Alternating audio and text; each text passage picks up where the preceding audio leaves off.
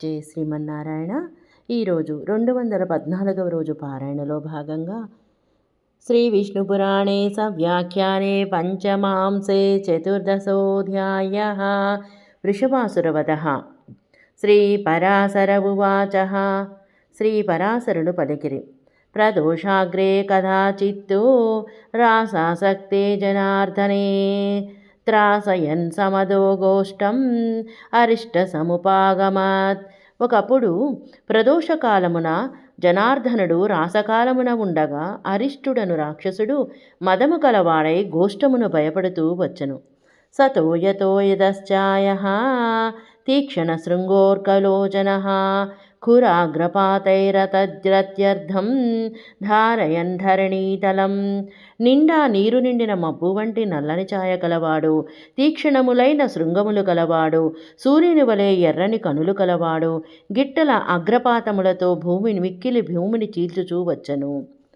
లేలిహానస్స నిష్పేషం జిహ్వయోష్టౌ పునః పునః సంరంభా విద్ధలాంగూలః కఠినస్కందబంధనః.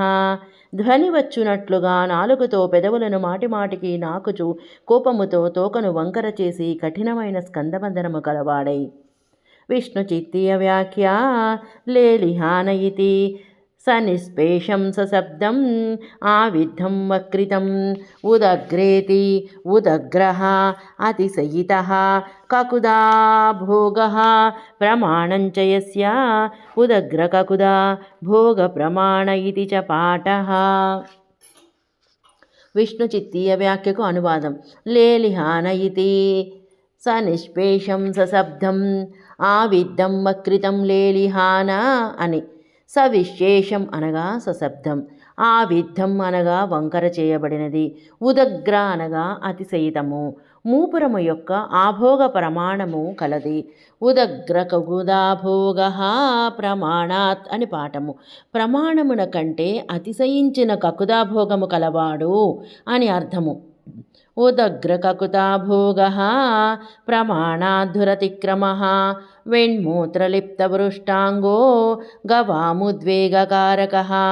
అతిశయించిన మూపురము విశాల ప్రమాణము కలది, దాటశక్యము కానివాడు. వేదమూత్రము పృష్టాంగమునకు రాసుకుని గోవులకు ఉద్వేగము కలిగించువాడు. ప్రలంబకంఠోతిముఖః తరుఖాతాంకితాననః పాతయన్ సగవాం గర్భాన్ దైత్యో వృషంగరూపధృత్.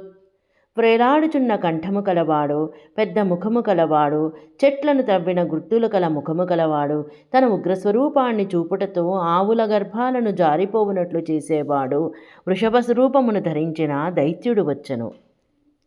సూదయం స్థాపసానుగ్రో వనానటతి యస్సదా తతస్తమతిఘోరాక్షం అవేక్ష్యాతి భయాతురాః గోపా గోపస్త్రియశ్చైవ కృష్ణ కృష్ణేతి చుక్రుషుః. భయంకరుడు తాపసులను వధించుచు అరణ్యములలో తిరుగుచుండెను. అంతటా అతి ఘోరమైన అక్షములు కల వృక్షమును చూచి అతి భయముతో ఆతురులైరి కలత చెందిరి.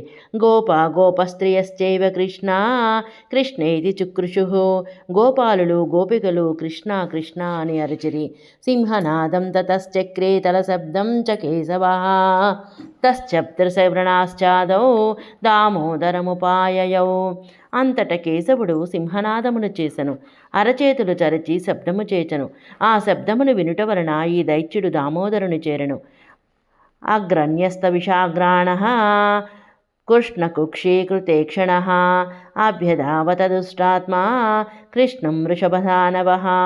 కొమ్ముల కొనలను ముందుంచుకొని కృష్ణుని కడుపునే చూచుచూ దృష్టాత్ముడైన వృషభదానవుడు కృష్ణునిపైకి ఉరికెను. ఆయాంతం దైత్య వృషభం దృష్ట్వా కృష్ణో మహాబలః న చచాల తదాస్థానాదవజ్ఞాస్మితలీలయా. వచ్చుచున్న దైత్య వృషభుని చూచి మహాబలుడైన కృష్ణుడు నిరాధారము నిండిన చిరునవ్వులీలతో ఆ స్థానము నుండి కదలకపోయెను. ఆసన్నం చైవ జగ్రాహ గ్రాహవన్మధుసూదనః జఘానజానునా కుక్షౌ విషాణగ్రహణాచలం. సమీపమున వచ్చు వానిని మొసలివలే మధుసూదనుడు పట్టుకొనెను. కొమ్ములు పట్టుకొని కదలకుండా చేసి మోకాలితో కడుపులో కొట్టెను. విష్ణు చిత్తీయ వ్యాఖ్య ఆసన్నమితి గ్రాహవద్గ్రాహైవ. విష్ణు చిత్తి వ్యాఖ్యకు అనువాదం ఆసన్నం అని, గ్రాహవత్ మొసలివలే. తస్య దర్పబలం భృంక్త్వా గృహీతస్య విషాణయోః అపీడయా అరిష్టస్య కంఠం క్లిన్నమివాంబరం.